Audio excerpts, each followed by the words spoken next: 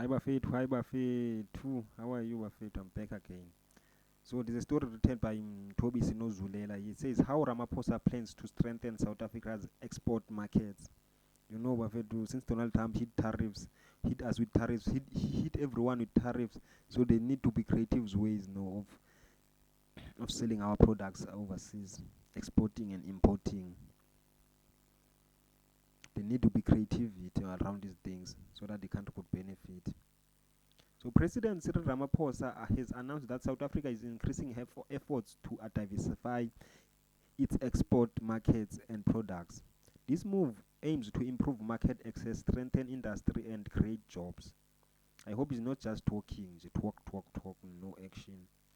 The announcement comes in response to US President Donald Trump's decision to impose 30% tariffs on South African goods, claiming that South Africa imposes 60% tariffs on US imports, a claim that Pretoria is strongly disputed.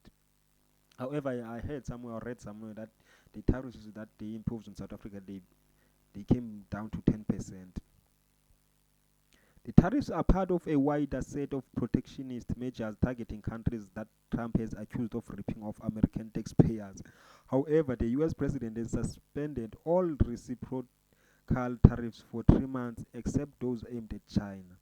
But experts are saying Donald Trump is fighting China using all other these countries.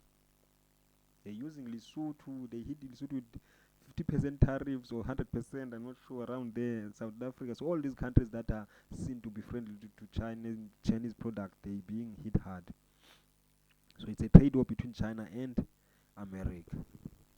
The Trump administration has also introduced on all cars and car parts entering the US, including from countries benefiting from the African Growth and Opportunity Act, AGOA, amid ongoing concerns over deteriorating relations with the United States. Various sectors have called for the country to seek alternative market. But you shouldn't wait until kubenzima. You shouldn't wait until difficult times, until bad times.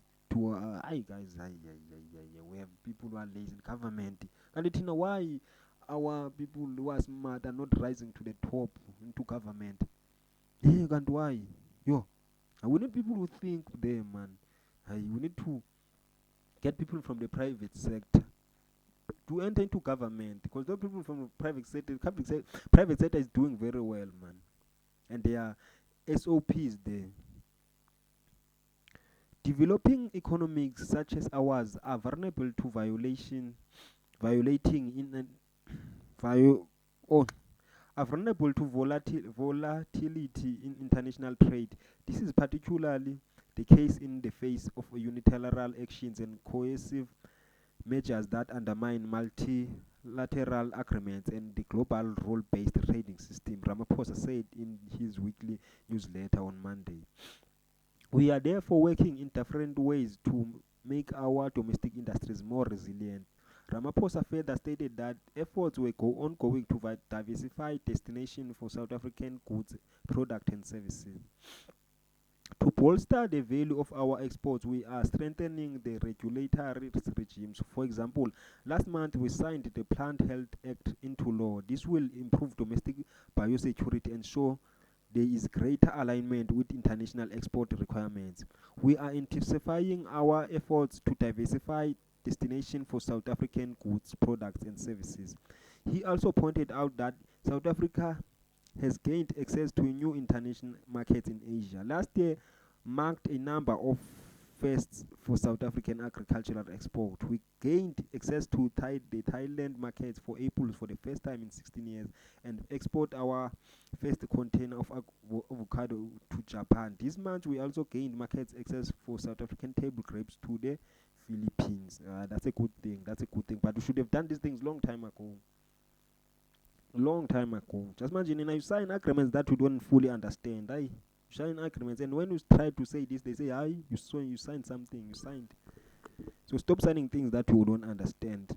Ask questions.